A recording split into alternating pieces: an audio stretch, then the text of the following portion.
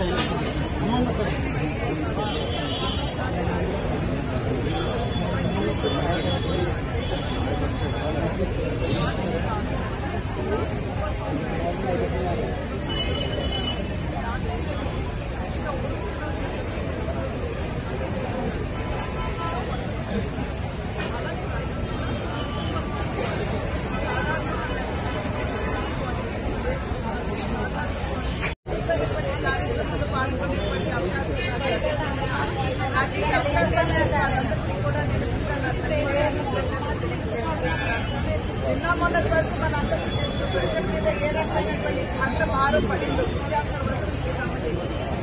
మరి మన పౌర సరఫరాల మంత్రి నాదెళ్ల మనోహర్ గారు వారు అధికారులు వారు పదవి చేపట్టిన నాటి నుండి ఇప్పటి వరకు కూడా అనేక చోట్ల వారు ఈ ఇన్వెస్టిగేషన్ చేస్తున్నటువంటి సందర్భంలో పేదల్ని ఉద్దేశించి ప్రవేశపెట్టినటువంటి ఈ కార్యక్రమం ఏదైతే ఈ బియ్యంకి సంబంధించినటువంటి కార్యక్రమంలో పేదల్ని ఉద్దేశించినటువంటి ఆ బియ్యాన్ని దారి మళ్లించడం, అదేవిధంగా కాకినాడ పోటీ కూడా తీసుకుని వెళ్ళిపోయి దాన్ని ఇతర దేశాలకి పంపించి వేయడం, ఇటువంటి అంశాలన్నీ కూడా వెలుగులోకి వచ్చాయి.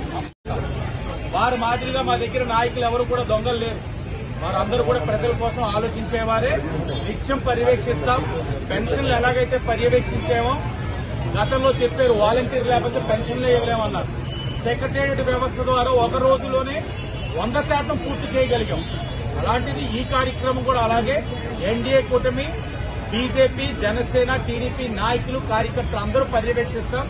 ఎక్కడా కూడా తప్పిదాలు జరగకుండా ఇసుక పాలసీ మీద ఎలాగైతే చిత్తశుద్ధిలో ఉన్నామో దీనిపైన కూడా అదే కార్యక్రమం చేస్తాం.